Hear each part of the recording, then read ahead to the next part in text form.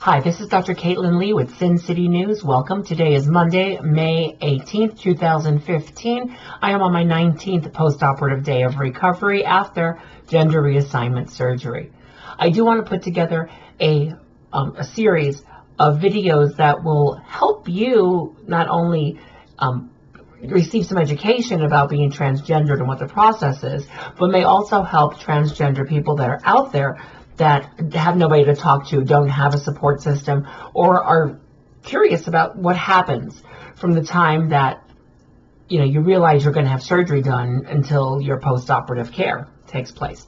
So what I'm calling this is Preparation and Expectations. That's the name of this series. And I will start with part 1 on this video called Realm of Reality. So what this is going to talk about is from the moment that I realized surgery was going to be a reality up until insurance approval. So let's just deal with that little snippet and then we'll move on to another video. So this started for me, of course, when I was 4 years old. I've always known I was transgender. I knew that I was a girl born in a boy's body, and I was very lucky to have forward-thinking parents that allowed me to grow up the way that I did in a very natural way and allow me to choose my own gender without them placing gender roles on me or assigning me the social role of an X or a Y. So that was huge for me. Many transgender people do not have that opportunity. So that is just something that, you can't change. It is what it is. So wherever you're at right now in your transition, no matter how old you are, let's talk about reality for surgery. Now, I have always wanted surgery. I've known this is something that I've wanted to do and have had to do all of my life. Have I tossed it back and forth? Of course I have. Who hasn't? I mean, it's just part of your rational and logical thinking process. And what has really held me back were two things. One, technique and outcome. And, of course, finances. This isn't a cheap route to take. This isn't just about a surgery. This is about a process, a very long process to have surgery done, and then a lot of aftercare that follows. So I'll talk first about the technique.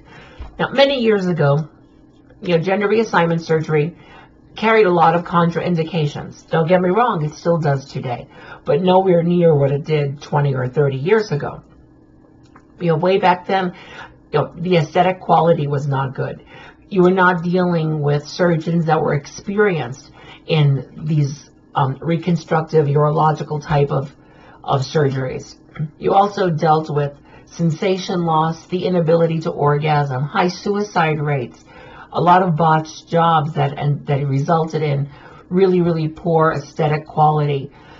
A lot of men and women that have had the surgery were unable to orgasm or have a fulfilling sexual life. So the contraindications for me definitely outweighed having the surgery completed. I'd rather have been healthy, being able to enjoy some type of sex life, and also be able to wake up every morning, because there was a high mortality rate as well. So that was the first reason that I've waited this long. The second reason, of course, is finances. When you're working, you become accustomed to a lifestyle that you need to support. We pay our bills. My husband and I take care of our home, our puppy, ourselves, and the money was never really around to be able to have gender reassignment surgery. And of course, until recently, insurance would not cover that. So we'll fast forward to March 1st of 2015. A friend and I were talking one day, and she mentioned to me that insurance now covered gender reassignment surgery. I wasn't quite sure what to think, because I know it's been up and down and tossed around, and it's been approved, it's been denied, and there's been a lot of controversy. So I decided just out of the blue to contact my insurance provider, which happened to be Anthem Blue Cross Blue Shield. And I simply asked, do you cover gender reassignment surgery? And they put me on hold for just a moment, and they said, yes, they do. All costs were covered, and that they sent me a copy of their bulletin, their health bulletin, that outlines all of the procedures that are covered and what the ICD-10 codes were. I was very excited, but still also knew, don't get your hopes up, Kate. things don't always work out the way they're supposed to. So I contacted the surgeon's office that was covered under my insurance out of California, Brownstein and Crane Surgical Services, where I found one of the most fantastic doctors around, Dr. Thomas Satterwhite. Has a wonderful, wonderful resume and just amazing results. Fell in love with him immediately and chose him as my surgeon. His office staff was extremely helpful. I really did nothing. They did everything for me.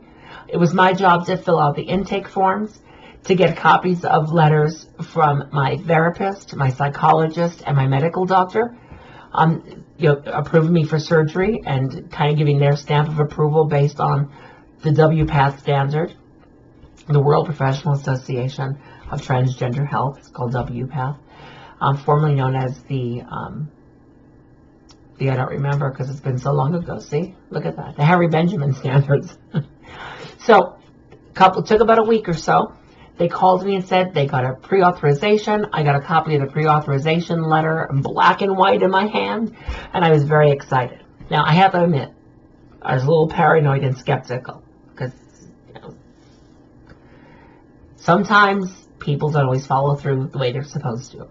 So I probably called the insurance company about 20 times, talked to 20 different agents, just to make sure that I was getting the same response from each of the agents.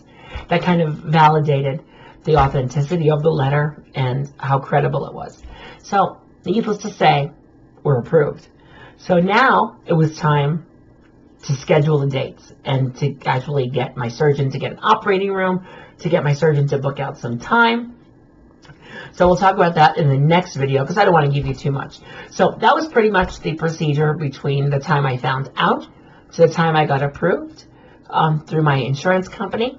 And our next video, part 2, is going to be about the emotional and physical preparation for surgery once a data set. So stick around and check out the next video, part 2, of this preparation and expectation series. For Sin City News, I'm Dr. Caitlin Lee, and remember, make every moment count.